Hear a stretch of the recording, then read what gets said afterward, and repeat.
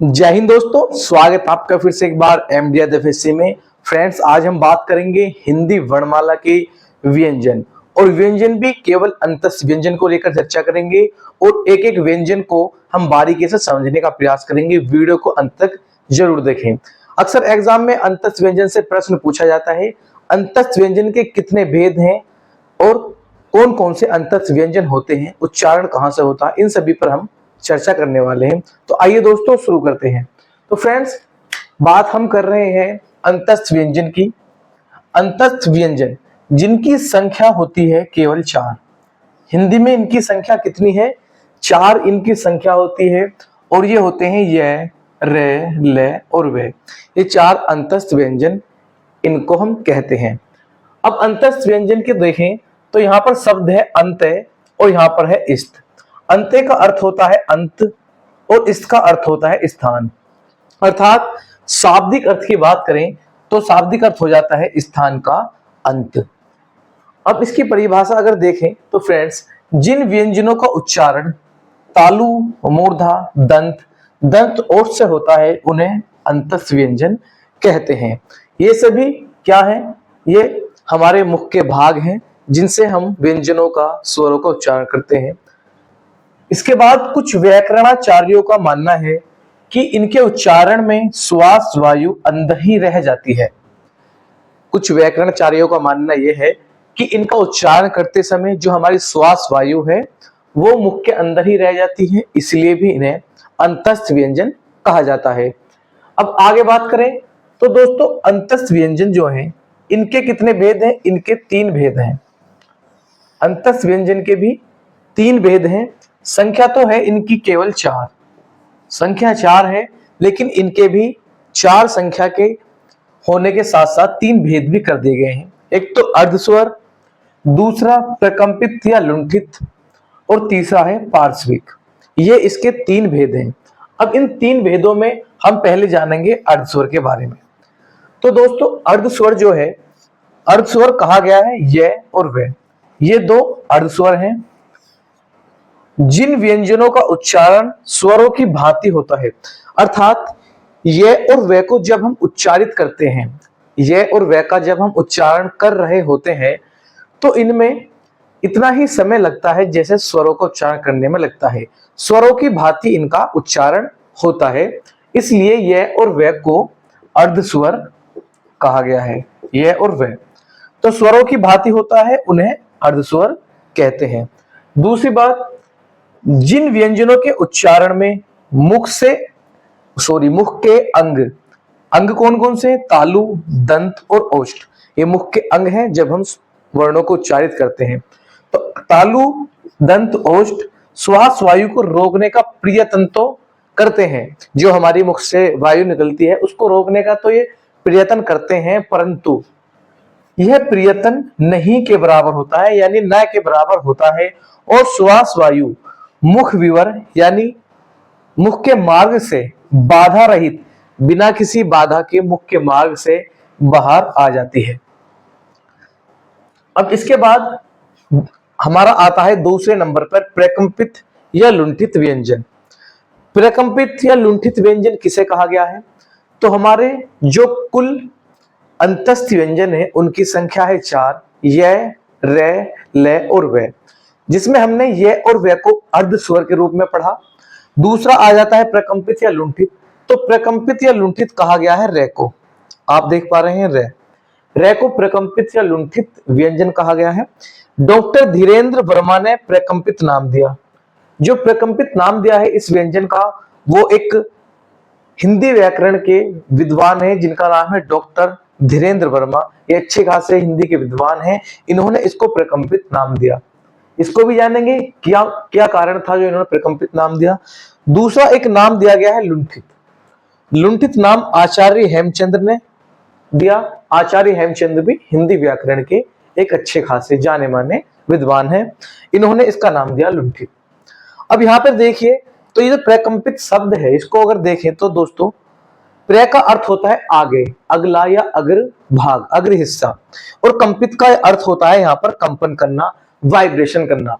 जैसे ही हम रे का उच्चारण करते हैं तो हमारी जीभ वाइब्रेशन करती है, कंपन करती है। तो जीवा का अगला भाग, जीभ का अगला भाग जब कंपन करता है तो रे के उच्चारण करते समय जब ये भाग कंपन करता है तो उसी को प्रकंपित नाम दिया डॉक्टर धीरेन्द्र वर्मा के द्वारा, और इसी को लुंठित नाम दिया गया आचार्य हेमचंद्र के द्वारा। दोनों ही हिंदी व्याकरण के विद्वान हैं। और इसको आप परिभाषा देखें तो जिस व्यंजन के उच्चारण में जीभ का अग्रभाग, अग्रभाग यानी जीवा का अगला हिस्सा, मान लीजिए ये हमारी जीवा है और ये अगला हिस्सा है जीवा का, जीवा का अगला हिस्सा आगे जो होता है वो कंपन करता है, वाइब्रेशन करता है, यानी प्रकंपित होना, कांपना, अर्थात लुढ़कता है। एक बार देखें, जिस व्यंजन के उच्चारण में जीभ का अग्रभाग कंपन करता है अर्थात लुढ़कता है, लुढ़कता हुआ महसूस होता है, तो उसको हम प्रकंपित या लुंठित व्यंजन कहते हैं। तो प्रकंपित या लुंठित व्यंजन हमारा है रे। रे को हमने प्रकंपित या लुंठित नाम दिया। हमने 3 व्यंजन पढ़े अंतस्थ व्यंजन के, जो अंतस्थ व्यंजन है उनमें से हमने 3 व्यंजन पढ़ लिए। एक तो हमने पढ़ा ये और वे, दूसरा हमने पढ़ा रे। तो 2 ये और 1 ये, कुल मिलाकर 3 व्यंजन हमने पढ़े। अब एक व्यंजन हमारे पास बचा जो कि भेद के हिसाब से हमारा है पार्श्विक। पार्श्विक व्यंजन किसे कहते हैं?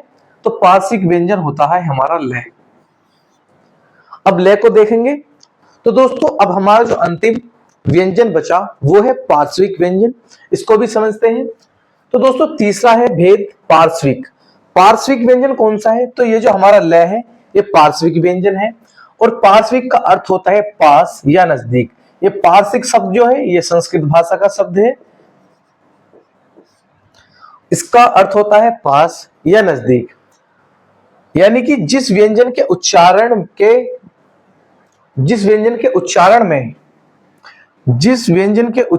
में जीभ का अगला भाग, अग्रभाग वायु का मार्ग अवरुद्ध कर देता है और श्वास वायु को मसूड़ों को छूती हुई जीभ के पास से बाहर आ जाती है, उसे पार्श्विक व्यंजन कहते हैं।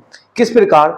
देखिए फ्रेंड्स, एक ये मार्ग है, हमारा मुख विवर है, यानी कि हमारे मुख का मार्ग है, और हम जब लय का उच्चारण करते हैं, मान लीजिए आपने लय को उच्चारित किया, तो जब लय का उच्चारण करते हैं तो हमारी जीवा ऊपर टकराती है इस प्रकार से, ये मार्ग सीधा है, और जब इस प्रकार ऊपर टकरा जाती है जीवा, तो फ्रेंड्स होता क्या है, ये मान लीजिए जैसे हमने लय का उच्चारण किया तो जीभ ऊपर ऐसे छूती है, ये मान लीजिए पूरा मार्ग है आगे की ओर, और ये जीवा लय का उच्चारण करते समय ऊपर ऐसे टकराई तो इसको रास्ता नहीं मिलता, इसमें वायु को बाहर निकलने का रास्ता नहीं मिलता, तो मार्ग अवरुद्ध हो जाता है।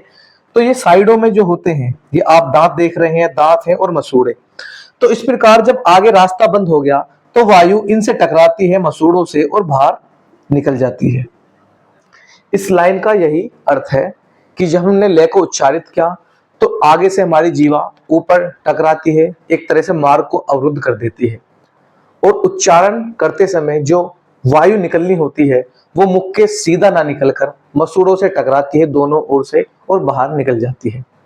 एक बार पुनः समझे, तीसरा भेद था पार्श्विक, जो कि हमारा है लय, और लय का अर्थ होता है पार्श्विक का अर्थ होता है पास या नजदीक। परिभाषा देखें तो जिस व्यंजन के उच्चारण में जीभ का अग्रभाग, अगला भाग वायु का मार्ग अवरुद्ध कर देता है और श्वास वायु मसूड़ों को छूती हुई जीभ के पास से बाहर आ जाती है, तो उसे क्या कहा गया है? पार्श्विक व्यंजन कहा जाता है। हमने फ्रेंड्स अंतस्थ व्यंजन समझे, और अंतस्थ व्यंजन के भी हमने 3 भेद जाने। तो हम पढ़ रहे थे अंतस्थ व्यंजन,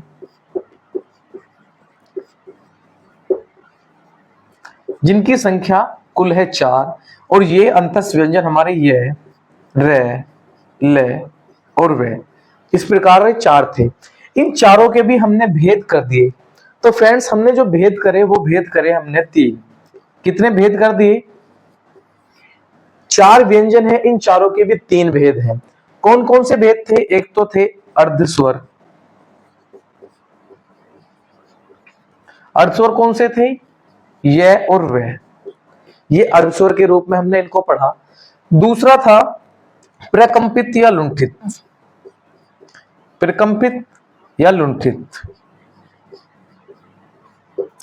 ये कौन सा था? तो फ्रेंड्स ये था हमारा रे। इसके बाद हमने अंत में पढ़ा, तो अंत में जो हमने पढ़ा वो पढ़ा पार्श्विक, पार्श्विक व्यंजन, ये था हमारा लय।